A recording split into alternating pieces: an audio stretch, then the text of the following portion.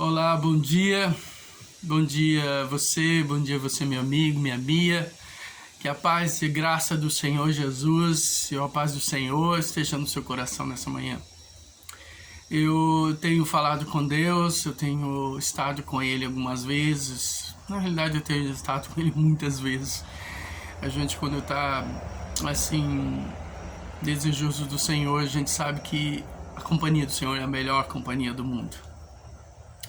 E eu tenho colocado no meu coração nesses últimos dias de falar a respeito de batalha. Algumas pessoas falam assim, mas batalha por quê? Porque nós estamos vivendo em guerra, em batalha, uma batalha espiritual, no mundo espiritual. As trevas têm tentado de todas as formas tomar conta do mundo, e a Bíblia diz que a igreja do Senhor Jesus, que somos nós, temos autoridade de Deus para vencer. Infelizmente, as pessoas têm lutado contra a carne e contra o sangue. Paulo, falando em Efésios, ele diz que a nossa luta não é contra a carne nem contra o sangue, mas contra os principados e potestades. São os dominadores do mundo tenebroso, desse mundo tenebroso. Paulo também escrevendo aos Coríntios, ele diz lá aos crentes que estão em Corinto, ele fala a respeito das armas da nossa milícia, ou seja, as armas da nossa guerra não são carnais, mas poderosas em Deus para destruir fortalezas. Eu sou filho de crentes, sou terceira geração de crentes, ou seja, de cristãos. Meu avô se converteu, depois o meu pai se converteu, e aí trouxe a conversão para a nossa família através da palavra de Deus. Eu encontrei Jesus, eu aceitei Jesus como 10 anos de idade, eu tinha 10 anos de idade, entreguei o meu coração a Jesus, isso faz 40 anos. E hoje eu faço 50 anos, esse ano 2021 faço 50 anos. Eu tenho 20 anos de ministério pastoral, esse ano faz 21. Eu e minha esposa fomos chamados para fazer a obra de Deus, chamados, ungidos pelo Senhor para fazer a obra de Deus. E o que eu quero passar um pouquinho é da minha experiência de batalha, de guerra espiritual nesses 20 anos que nós tivemos, que aprendemos a lidar com circunstâncias que muitas vezes as pessoas não têm ideia. Uma das formas que Deus ele nos ensina através da sua palavra é que a gente tem que ter liberdade para vencer em Cristo Jesus. Nós somos livres. Eu não frequentei nenhuma religião, outra religião, nunca estive dentro de uma seita pagã e nada, nunca me envolvi com bruxaria, satanismo, enfim, não me envolvi com seitas nenhuma. Tudo que eu aprendi e que eu tenho para passar nessa hora para vocês é porque Deus me ensinou no mundo espiritual.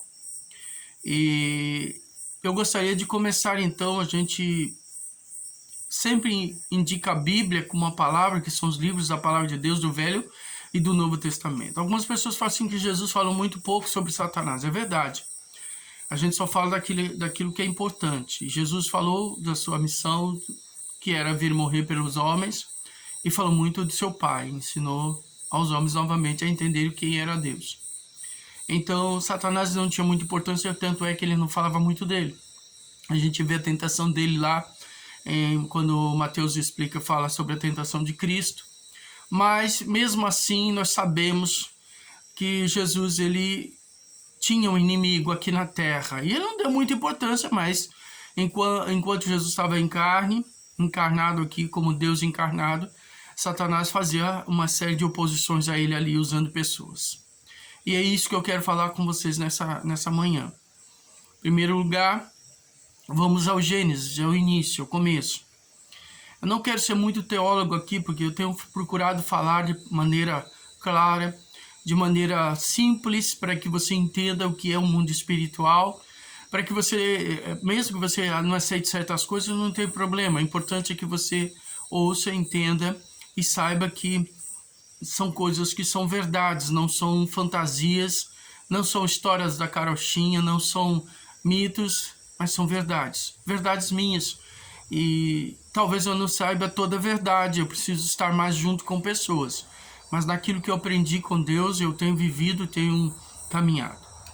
Em primeiro lugar, nós colocamos Gênesis ali. Satanás entrou no paraíso, ele é um espírito, ele não tem um corpo físico. Isso é provado, ele é um ser espiritual, ele não é um ser físico, ele não tem carne, ele não tem sangue, ele é só um espírito.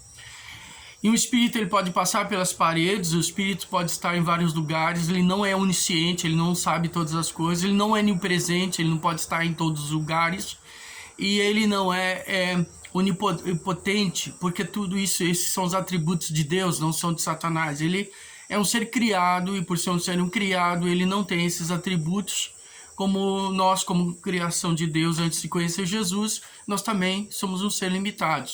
Mas depois que conhecemos Jesus, nós temos um poder limitado, que é o poder do Espírito Santo dentro de nós. Mas ele entrou na serpente. E quando Deus fala com Satanás ali no paraíso, dizendo a ele que ele seria amaldiçoado, que ele rastejaria seu ventre sobre a terra, Deus mostrou a ele que ele viveria aqui na terra também. Apesar de estar na região celestial, ele estaria na terra. E ele se alimenta do pecado. Mas o que é o pecado? O pecado é a carne. Porque a carne... o homem foi feito do pó da terra, né? Deus pegou o barro ali, soprou sobre as narinas do homem, você conhece a história, não quero me estender muito. E todas as vezes que o homem peca, Satanás se alimenta disso, se alimenta do pecado, ele se alimenta das obras malignas que a gente comete, ele se alimenta disso, do sentimento ruim que nós muitas vezes damos lugar, e ele se alimenta disso.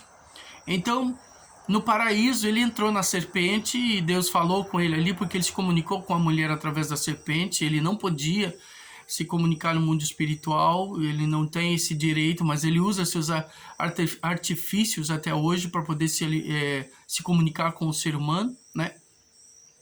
Porque ele não pode. E aí ele consegue através do outro ser humano. E ele usou então da serpente, e ali foi a maldição dele, que ele viveria se arrastejando comendo pó. Paulo escreveu no Gálatas, você vai ler lá, e ele fala dos frutos da carne, da obra da carne, que ali são as obras da carne que o diabo se alimenta dela. Então, o diabo veio e tomou posse daqui, ele tomou posse. Você pode ver que quando ele veio tentar Jesus ali no deserto, ele disse, olha que tudo isso foi me dado, e eu dou a quem eu quiser. E na realidade, Jesus não resistiu, porque ele poderia falar, seu mentiroso, ninguém te deu nada. E é verdade, o homem entregou a Satanás. Mas Jesus restituiu novamente em carne como homem aquilo que o diabo tinha roubado. Ele veio roubar, matar e destruir, mas Jesus veio e trouxe de volta, e trouxe vida para que o homem pudesse vencê-lo. Então, muitas vezes, a verdade é escondida de muitas pessoas. Pessoas vivem derrotadas na mão de Satanás, porque elas acham que o diabo ele está por aí, e ele ainda não exerce força nem autoridade sobre as pessoas. Elas ignoram os ardis de Satanás. E Paulo fala, nós não temos ignorá-los. Jesus ele não ignorava o inimigo. Tanto é que ele disse, aí veio o príncipe, né, lá no Getsemane, ele disse, aí veio o príncipe, esse ser vem, ele é inimigo de nada, eu tenho dele. Então Jesus não é nada de Satanás, nem daqueles que estão sobre suas ordens ou sobre seu domínio. Mas nós somos livres em Cristo Jesus. É muito importante a gente saber disso. Então, nesses longos anos, Satanás vem aprontando, ainda que em oculto, escondido. Ele sabe o tempo dele, ele sabe a hora dele, ele confia e acredita muito mais naquilo que Deus diz. Por que ele confia? Porque ele sabe que quando Deus dá uma palavra, vai se cumprir, e ele confia nisso. Tanto é que ele está fazendo seus pampeiros aí no mundo, agindo de uma maneira terrível para tentar dominar os seres humanos. E eu quero parar um pouquinho aqui e depois vou continuar, né? Essa é a primeira parte do nosso vídeo e eu quero orar esse um minutinho com você e depois nós vamos continuar, ok? Senhor, eu quero colocar, Senhor, o meu irmão que está me ouvindo agora neste momento. Te peço que a tua mão poderosa esteja sobre ele, Senhor, fortalecendo a sua mente, abrindo seu entendimento, que as palavras, ó Deus, que foram ministradas aqui pela minha palavra, pela minha boca, possam ser tuas palavras também. Eles possam crescer na graça e no conhecimento da verdade, porque nós vivemos, ó Deus, uma guerra sim, mas nós somos vencedores em Cristo Jesus.